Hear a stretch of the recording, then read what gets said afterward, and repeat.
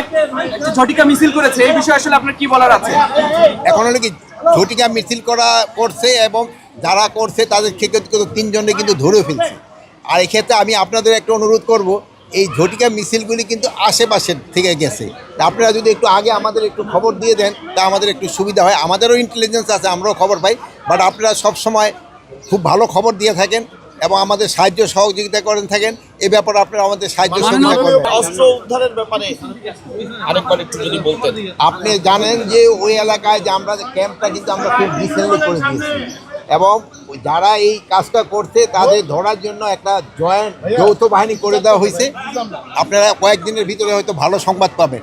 এই যৌথ বাহিনী অভিযান চালিয়ে যারা এখানে ফায়ার করছে তাদের আমরা আইনের আওতায় নিয়ে আর আমরা যখন এই এলাকায় আপনারা আসার আগে সকাল থেকে কাজ করছি, একজন চেয়ারম্যানের কথা, স্থানীয় কয়েকজন জনপ্রতিনিধির কথা বারবার বুড়িগঙ্গার মুখটা খালটা দখল করে আছে।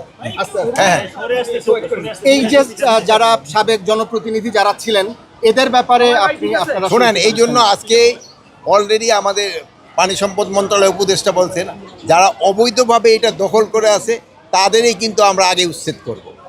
অবৈধভাবে যারা আছে আমাদের জায়গাটা আগে দখলে নিয়ে তারপরে কিন্তু আমরা খননে যাব।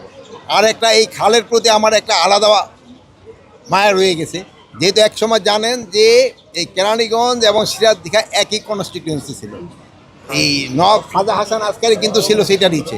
আর প্লাস আমি এই খাল দিয়ে আমি সিরাজদিঘা থেকে নৌকায় আমি এখানে আসছি। এই জন্য আমার একটা আলাদা এটার জন্য একটা মায়া আছে। এটা যেন ভালোভাবে হয়ে যায়, এই জন্য যত ধরনের সাহায্য সহযোগিতা দরকার হবে আমাদের মন্ত্রণালয় থেকে আমরা করে যাব।